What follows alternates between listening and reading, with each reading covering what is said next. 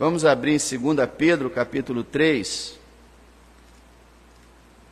verso 10 a 13. Vamos ler esse importante capítulo da Escritura, considero um dos mais importantes.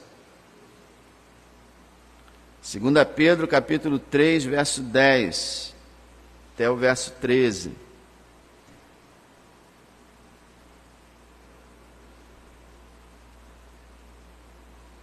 Mas o dia do Senhor virá como ladrão de noite, no qual os céus passarão com grande estrondo, e os elementos ardendo se desfarão, e a terra e as obras que nela há se queimarão. Havendo, pois, de perecer todas estas coisas, que pessoas vos convém ser em santo trato e piedade, aguardando e apressando-vos para a vinda do dia de Deus, em que os céus em fogo se desfarão, e os elementos ardendo se fundirão. Mas nós, segundo a sua promessa, aguardamos novos céus e nova terra, em que habita a justiça. Qual o futuro desse planeta? A palavra de Deus diz para nós que o nosso planeta, planeta Terra, está destinado à destruição. Os cientistas estão certos. Esse planeta será destruído. Mas estão errados pensando que essa destruição ocorrerá por causa do clima. Não. A destruição ocorrerá por causa de uma intervenção radical de Deus nessa humanidade. 3 vezes Pedro fala sobre isso no texto, como que dizendo assim, olha, não quero que vocês percam isso. Verso 7. Mas os céus e a terra que agora existem pela mesma palavra se reservam como tesouro e se guardam para o fogo, até o dia do juízo e da perdição dos homens ímpios. E aí nós lemos no verso 10 e no verso 12. 3 vezes está dito, a terra está reservada para isso, está guardada para isso, e o fogo queimará tudo que o homem construiu. Se alguém já leu a Bíblia aqui, tem conhecimento da Bíblia, vai lembrar-se que diversas vezes os profetas falam em fogo e juízo de Deus. Está sempre junto. O fogo e o juízo. E aqui ele está dizendo, e me lembrou muito isso ontem, irmãos. Porque era como se a gente estivesse no fogo. Claro, nem se compara, mas era uma amostra de estar no fogo. Tamanho o calor. E Deus realmente reservou essa terra para o juízo. Como disse o Senhor, para que ele falou sobre o templo, mas podemos aplicar isso para tudo, não ficará pedra sobre pedra. Os irmãos se lembram o que a bomba atômica fez em Nagasaki e Hiroshima? Até os trilhos dos trens foram retorcidos. E aquela era uma das menores bombas atômicas. Hoje nem se compara. Aqui parece a linguagem está nos falando de uma cadeia de explosões atômicas criadas por Deus, que irá acabar com toda essa terra como ela está hoje. Todas as obras humanas vão tombar. Toda a glória de Paris, de Nova York, aquela vez que os aviões derrubaram aquelas 2 torres, aquilo foi um símbolo do que vai acontecer no dia do juízo, quando não só 2 torres serão tombadas, mas todas as obras dos homens. Não haverá patrimônio histórico, cultural para poupar nem um prédio sequer da destruição dessa terra. É a palavra do Senhor. E eu acho que nós temos um grande privilégio, nós que somos cristãos e conhecemos a Bíblia e cremos nela, nós temos esse grande privilégio de saber o futuro. A humanidade não tem. A humanidade ou acha que a Terra não vai sobreviver ao massacre que a própria humanidade faz ao planeta, ou outros acham que a história é cíclica, vai sempre girando e nunca haverá um fim. Essa é a ideia da humanidade. Mas nós sabemos, pela revelação de Deus, que o fim chegará. Essa humanidade, como ela funciona hoje, passará. E está sempre relacionado ao fogo. O próprio Deus é um fogo consumidor. Infelizmente, o destino eterno das almas é no lago de fogo.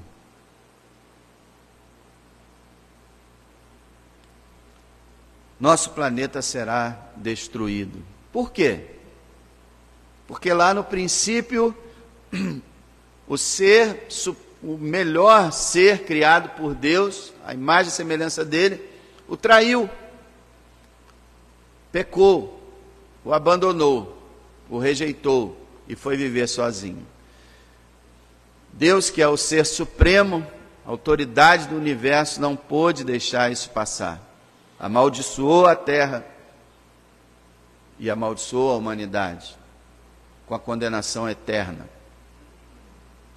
Irmãos, você nunca imaginaria um dia no Jardim do Éden de 42 graus.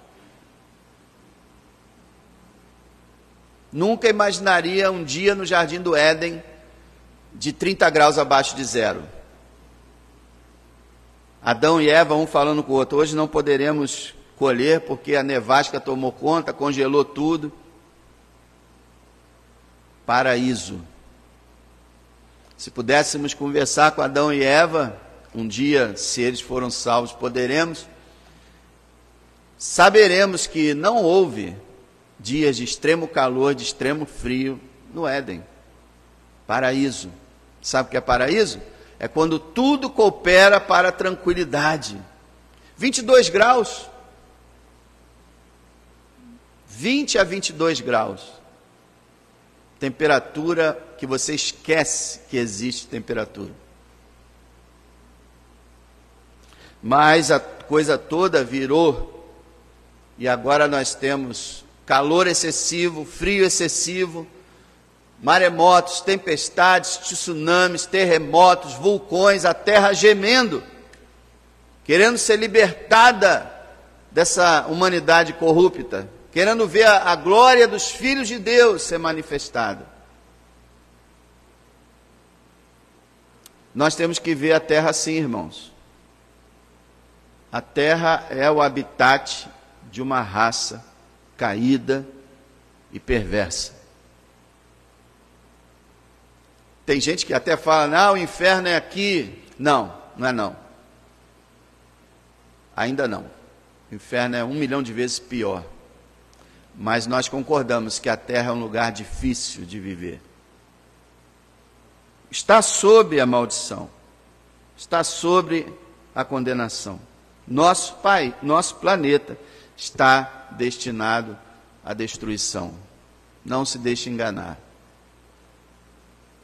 E se você um dia estiver conversando com um amigo, com um colega, com um familiar, com um vizinho, e se tocar nesse assunto, você, com toda a mansidão, né, com todo o carinho, todo o amor que você tiver, mas você fala para a pessoa, olha, está quente.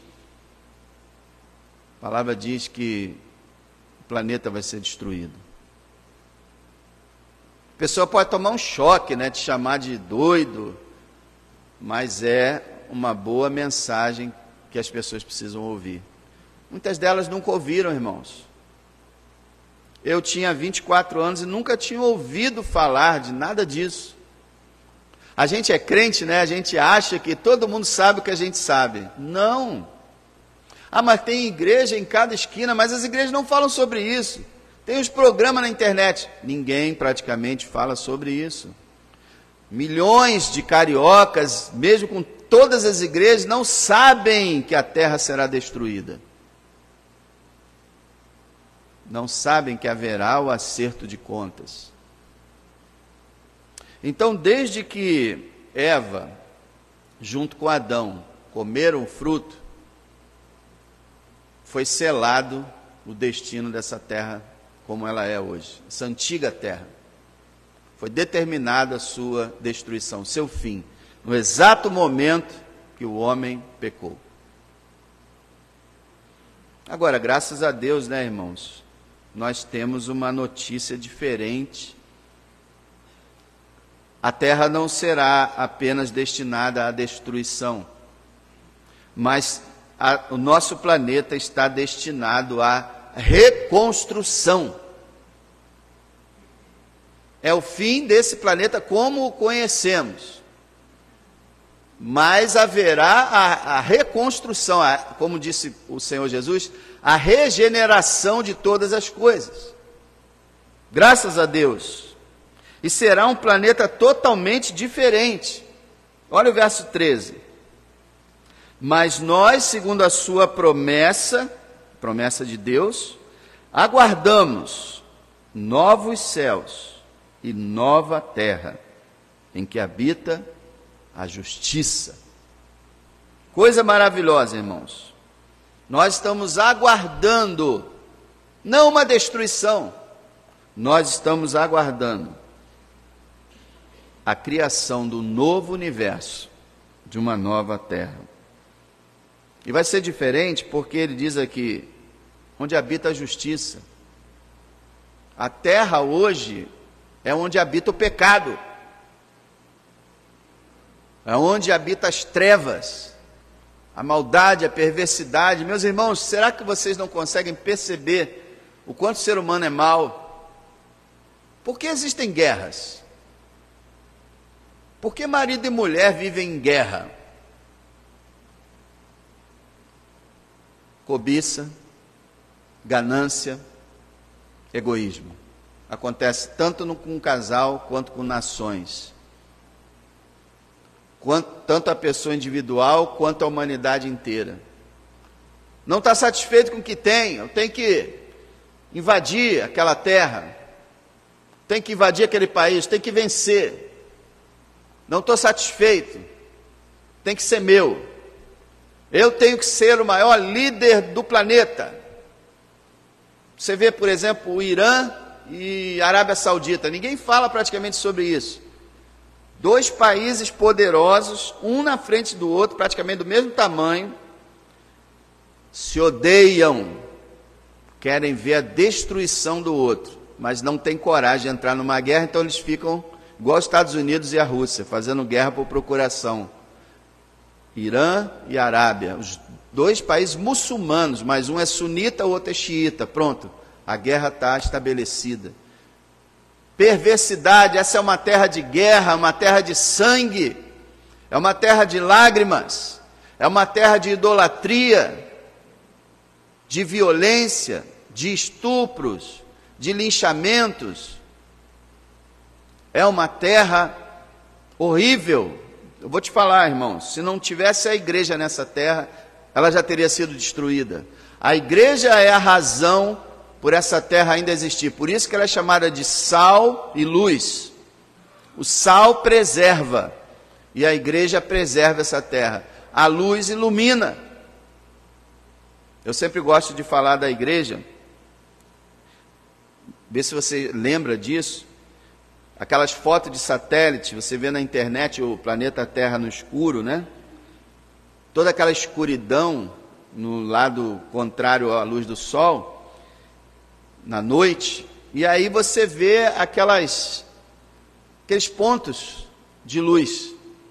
São as cidades, os países, as metrópoles, que tem muita luz, então aparece lá do satélite, a foto, aqueles pontos de luz, aqueles focos de luz. Isso é a igreja. O que eles veem como a cidade, né, representa, é um símbolo da igreja. O mundo está na escuridão, a igreja é os pontos de luz nessa terra, porque senão já teria acabado. Mas graças a Deus, irmãos, a terra que o Senhor vai fazer habita a justiça. Uma nova terra onde não haverá tribunais, delegacias, necrotérios, hospitais, onde não haverá nada disso.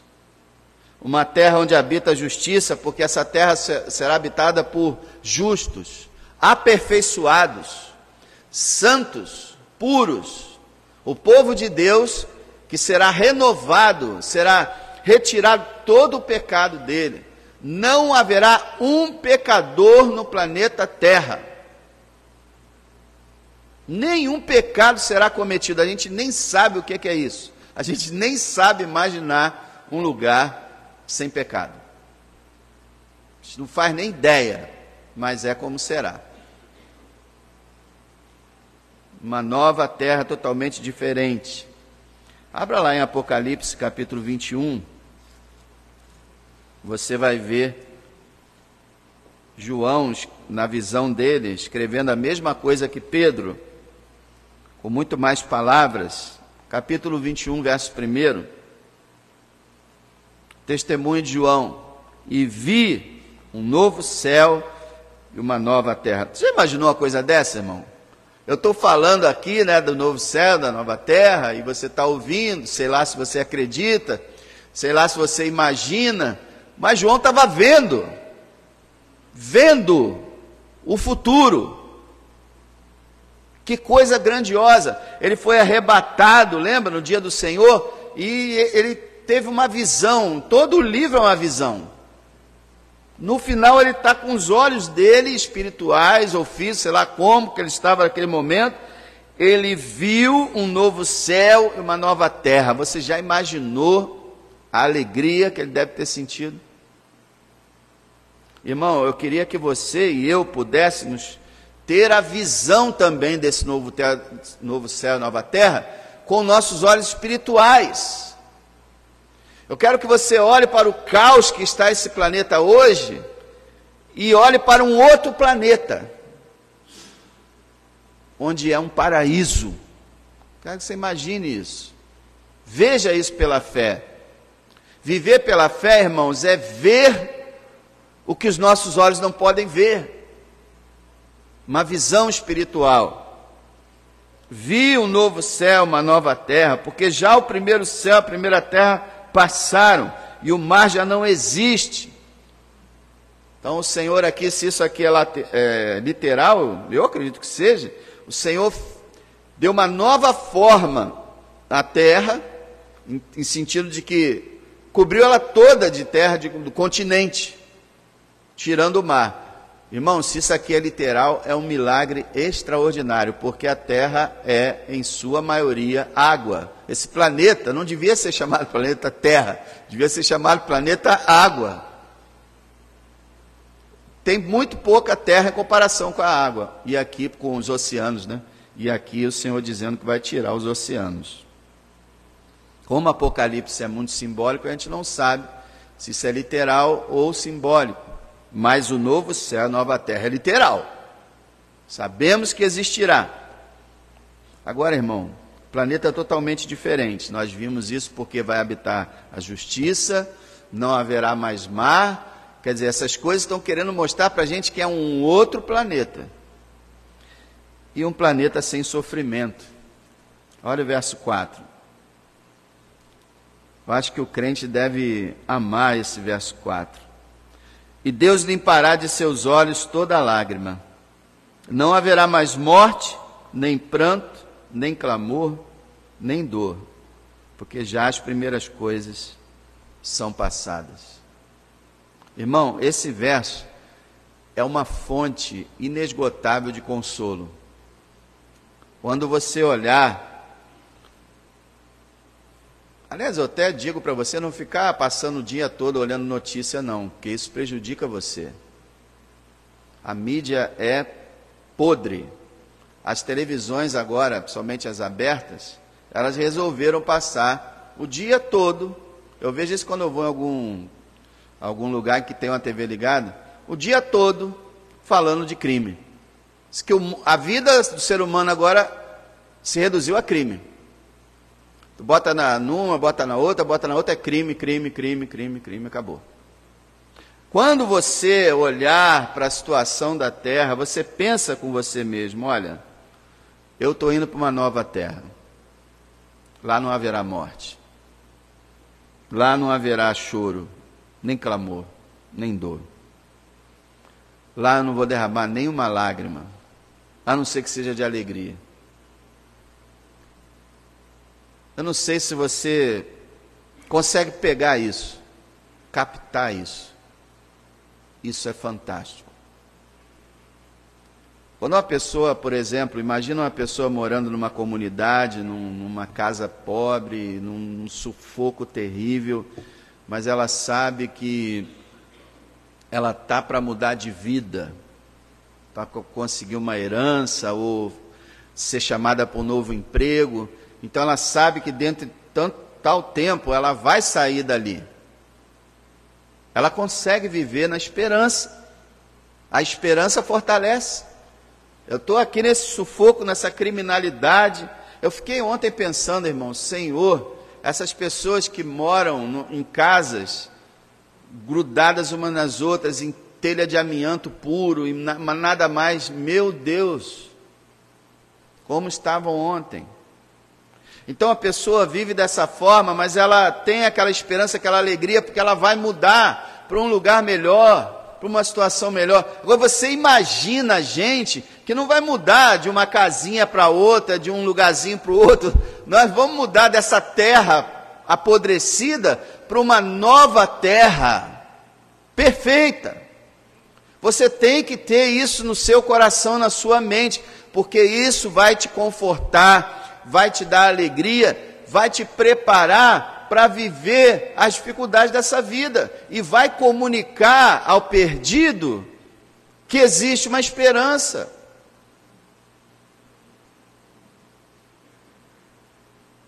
Um planeta sem sofrimento, irmão, eu não consigo imaginar uma coisa dessa. Ninguém morre, ninguém fica doente, ninguém briga, ninguém fica triste, ninguém está depressivo, ninguém toma remédio, ninguém vai para o hospital ou para consultório, pois isso é real. Não é fantasia, não é utopia, é o conteúdo da Escritura Sagrada.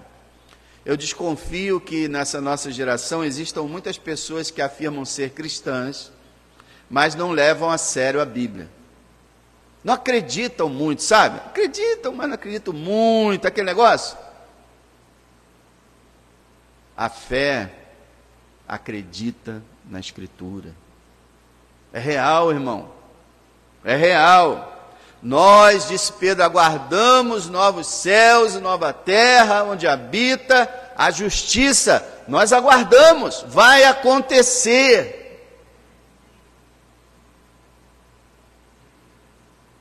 Um planeta, novo planeta, que será palco para a comunhão entre Deus e o homem. A verdadeira comunhão. Olha o verso 3.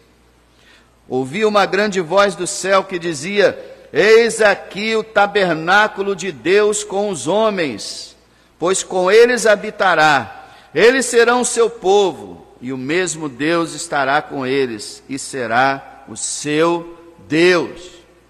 Eu sei que essa promessa está feita por toda a Escritura, e de certa forma nós já temos parte dessa promessa. Mas aqui ele está dizendo, irmão, que verdadeiramente, se vocês lerem o capítulo 22, 21 também, verdadeiramente nós vamos habitar na Nova Jerusalém, onde o centro da cidade terá um trono, e o nosso Deus e o seu Filho e o Espírito Santo estarão nele. Um trono que vai raiar uma glória, uma luz, que não precisará mais de sol, nem de lua. Você imaginou uma coisa dessa? Nós dependemos totalmente do sol. Se apagar o sol, a gente morre na mesma hora. Mas aqui o Senhor está fazendo que vai fazer um planeta que não precisa de sol. Você duvida disso, irmão? Para Deus, nada é impossível. Ele fez o universo ou não fez? Não foi Ele que fez o universo? Para Ele é fácil, é difícil manter a terra pelo poder da sua glória? Claro que não. O local onde Deus e o homem vai se encontrar. A gente vai para a praça do centro da Nova Jerusalém. Vamos dar um pulinho lá no centro? Vamos lá. Vamos ver a atração principal da Nova Jerusalém. O próprio Deus em pessoa, visto pelos nossos olhos. É para isso que você está indo. Está aguardando? Está esperando? Agora, volta em 2 Pedro 3, que foi o seguinte. Nós vimos que o planeta está para ser destruído, mas vimos também que o planeta está para ser reconstruído. E tudo que nós vimos até agora, Pedro faz uma pergunta, verso 11, ele aqui está se referindo até mais à questão da destruição, do juízo, da vinda, mas nós podemos acrescentar o verso 13 da nova terra, mas ele fala assim, no verso 11, havendo, pois, de perecer todas essas coisas, que pessoas vos convém ser em santo trato e piedade, aguardando e apressando-vos para a vinda do dia de Deus, em que os céus em fogo se desfarão, os elementos ardentes se fundirão. Pedro está dizendo o seguinte, meus amados irmãos, diante da informação que vocês têm, de que a terra será destruída, que as almas de bilhões de pessoas vão perecer, que tipo de pessoa convém que a gente seja? É uma pergunta. Pensa bem, diante de uma tragédia dessa, que vai acontecer com a terra, depois será uma glória, mas primeiro será a tragédia, diante desse evento catastrófico, como convém que a gente viva? Como se a vida fosse uma brincadeira só, uma piada, uma zoeira. Eu já vi pessoas olhando para outra e dizendo assim, mas você é crente? Você passa o dia todo de galhofa, você só vive na brincadeira, você só vive debochando dos outros e rindo, gargalhando, você é crente. Que pessoa convém a gente ser? Materialista? Só vive para acumular bens? Que pessoa convém que a gente seja? Pessoas distraídas, pessoas preguiçosas, lerdas? Que pessoas convém? Pessoas que não fazem nada na obra do Senhor, que não se preocupam com a igreja, nem com os perdidos, nem com o futuro. Que pessoas convém que a gente seja? Pessoas que deitam no sofá e passam horas e horas e horas assistindo qualquer coisa na TV. Que pessoas convém que a gente seja? Pessoas que ficam lá no celular, na mídia social.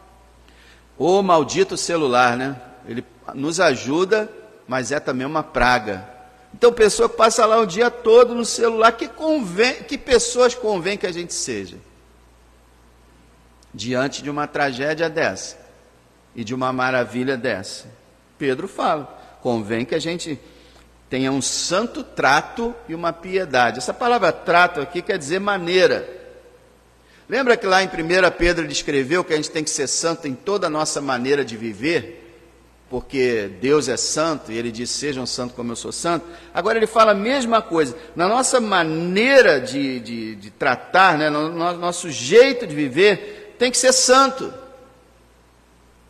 Nós temos que viver uma vida santa. Como é que eu me preparo para o dia da vinda de Deus? Tendo uma vida santa, evitando o pecado, lutando contra o pecado. Como mais eu me preparo? Tendo uma vida de piedade. Final do verso 11 fala essa palavra piedade. E a palavra piedade não quer dizer você ter compaixão de uma pessoa. Não é esse o sentido da palavra piedade, embora essa palavra pegou esse sentido moderno. De piedade, você lembra de compaixão, pena. Mas piedade na Bíblia significa o que hoje a gente chama de espiritualidade, uma vida de devoção. Piedade quer dizer uma vida de comunhão com Deus, uma vida espiritual. Então, se o Senhor vem em juízo para destruir essa terra, renovar essa terra, se Jesus está por voltar e Ele virá e fará tudo isso, a gente tem que ter uma vida separada para Ele. A gente tem que ter uma vida devotada a Ele. A gente tem que ter uma vida como se o retorno dEle ainda acontecesse hoje. De vez em quando, eu debato com alguns. Eu não gosto dessa visão que alguns teólogos têm de que porque não aconteceu algumas coisas, Cristo não pode voltar ainda. Eu não concordo. Não adianta, posso estar errado, mas ninguém me convence de que Cristo não pode voltar hoje. Porque se você tira isso, você tira aquele elemento de surpresa. Ele mandou vigiar, e vigiar sempre, porque nós não sabemos a hora em que Ele há de vir. Eu quero viver como se Ele fosse voltar amanhã, não, como se Ele fosse voltar agora. São 8h30. Eu gosto de crer em duas coisas quando eu estou pregando. Primeira, que a pessoa que está aqui dentro pode passar pelaquela porta daqui a, 10 minutos, salva. Porque Deus tem poder para isso. E a segunda é que realmente a gente pode não terminar um culto porque Jesus voltou. Nós temos que ter esse santo trato, essa piedade. Aí ele fala no verso 12, aguardando. A expectativa da glória é a marca do crente. Tessalônica, os Tessalonicenses capítulo 1, verso 10, eles eram aqueles que aguardavam a Jesus, que nos livra da ira vindoura. Eles aguardavam tanto que as duas cartas deles só falam da volta de Cristo. Aguardando. Eu sei, irmão, nós amamos as pessoas, nós não gostaríamos de ver as pessoas perecendo, eu sei disso. Só que é inevitável, vai acontecer, não tem jeito de impedir isso. Vai acontecer. E vai acontecer no tempo de Deus. E nós temos que aguardar esse momento, porque Deus vai julgar com justiça. Vai dar a cada um segundo a sua obra, não haverá injustiça. E Ele vai finalmente se revelar a nós. E nós vamos vê-lo, nós vamos encontrá-lo. Não tem coisa mais maravilhosa do que essa, então nós temos que aguardar isso. E não dizer assim, não volta não. Que isso, gente? Não existe isso na Bíblia. Não existe na Bíblia cristão dizendo, não volta, Senhor. A oração é, ora vem, Senhor Jesus, Maranata. Mas parece que a oração agora é, ora não vem, Senhor Jesus. Não atrapalhe os meus planos. É uma coisa absurda. É a pessoa que não consegue ter visão para a grandiosidade do que vai acontecer. Então nós temos que estar aguardando. Jesus fala que é assim, o senhor da casa, né, o mordomo da casa, o seu senhor vai, ele tem que ficar ali preparando tudo, tomando conta de tudo, cuidando de tudo, aguardando o retorno do seu senhor. Nós temos que guardar nossa vida, temos que guardar nossa família, temos que guardar nossa casa, guardar uns aos outros na igreja. Aguardando, e aí ele fala, e apressando-vos para a vinda do dia de Deus, e apressando-vos, é engraçado, a nossa versão traz assim, né, apressando-vos, mas o original grego e as outras versões bíblicas, a ideia é espantosa, é uma ideia tão diferente, estranha, que traduziu isso aqui apressando-vos, quer dizer, você se apressando, mas o texto original diria apressando a vinda de Deus. do dia de Deus. Quer dizer, como se o nosso comportamento, se a nossa vida, nossa consagração, nosso evangelismo, nosso fervor, como diríamos, como que apressaria a vinda do Senhor. Isso é incrível. A gente sabe que o Senhor tem um dia certo marcado. Mas também existem alguns textos na Bíblia que parecem dar essa intenção de que realmente a dedicação da igreja, o zelo da igreja, o pregar o evangelho a todas as nações, seria uma espécie de apressar. O fato é que nós devemos viver de uma tal maneira, como que se a vinda do Senhor dependesse da nossa vida, nós daríamos tudo para que acontecesse já. Nós precisamos nos apressar, nós precisamos aguardar, porque Ele vem, e é dessa forma que a gente tem que se preparar. A gente tem que estar crente, confiante, aguardando, sem dúvida nenhuma, para quando Ele aparecer, a gente só poder dizer assim: eu sabia, eu estava te esperando, Senhor. É assim que a gente deve ser pego, e não no laço, como toda a humanidade. Você que está aqui, talvez você não seja salvo ainda, o que você deve fazer? Você deve simplesmente confiar naquele que pode livrar de tudo isso. Abra aí, para a gente encerrar, em Isaías 32, se você puder, Isaías 32. Eu nunca esqueço esse texto, porque esse texto foi o texto que despertou nossa irmã Jandira para a salvação. Foi engraçado. Eu gosto às vezes de aplicar a mensagem a certas situações. Aprendi isso com os pastores antigos. Eu hoje peguei o calor, né? Mas numa outra ocasião eu peguei a tempestade. Teve uma tempestade aqui terrível. E aí eu falei sobre tempestade e o livramento dela. Veja o capítulo 32 de Isaías, verso 2.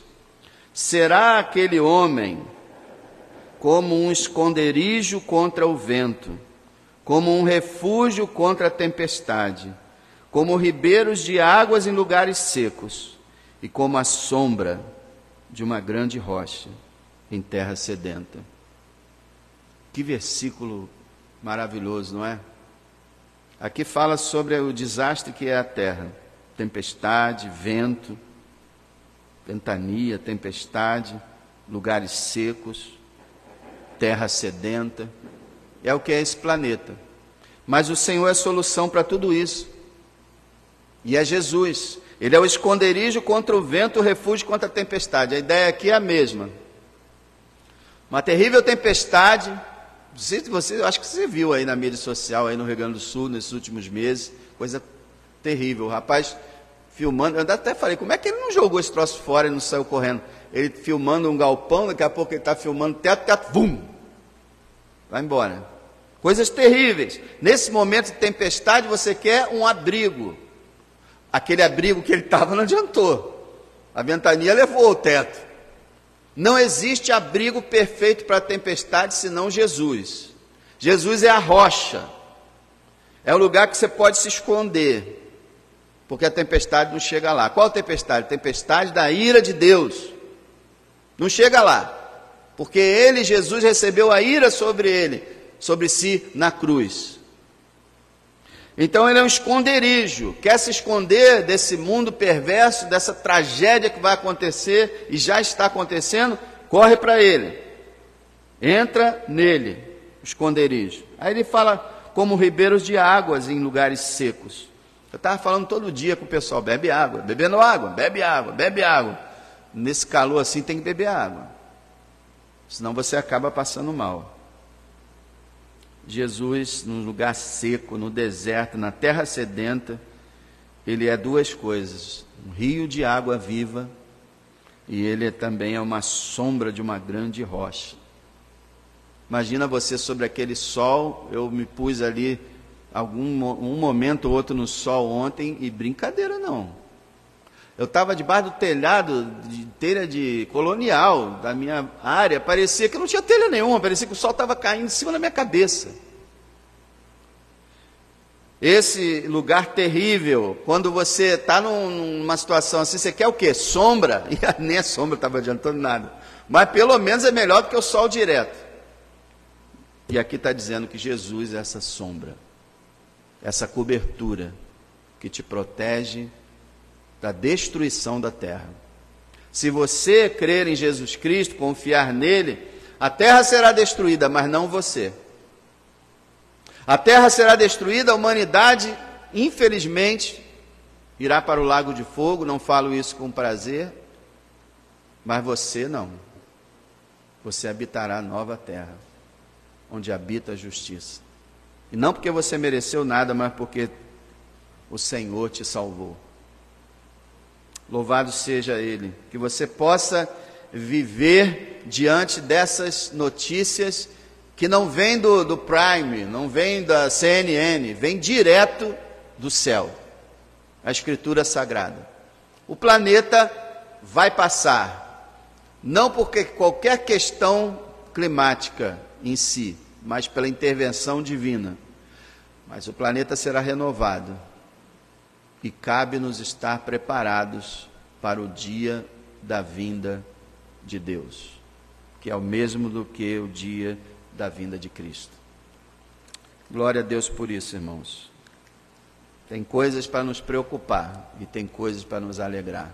Mas um dia, eu garanto para você, nossa mente estará totalmente limpa de qualquer tristeza ou preocupação ou mal. Ainda que você não entenda como, você pode ter certeza. Deus te trará a plena felicidade, paz, tranquilidade perfeita e eterna. Assim será, porque assim o Senhor disse. Amém? Obrigado, Senhor, por essa maravilha que Tu vais fazer. Te pedimos, Senhor, que Tu possas usar nossas vidas para resgatar alguns. Te pedimos, Senhor, pela salvação de muita gente nessa terra. Mas esse dia virá, e será um dia de glória, como aquele hino diz, será um dia de glória para mim. Eu que não mereço nada, nós que não merecemos nada, será um dia de glória para nós, o dia da nossa glorificação, e um dia de glória para o Filho de Deus, que voltará com grande poder e glória. E aí todo joelho se dobrará, toda língua confessará que Jesus Cristo é o Senhor. Louvado seja o Teu nome. Que a graça de nosso Senhor Jesus Cristo, o amor de Deus, o nosso Pai, e a comunhão do Espírito Santo seja sobre a sua igreja,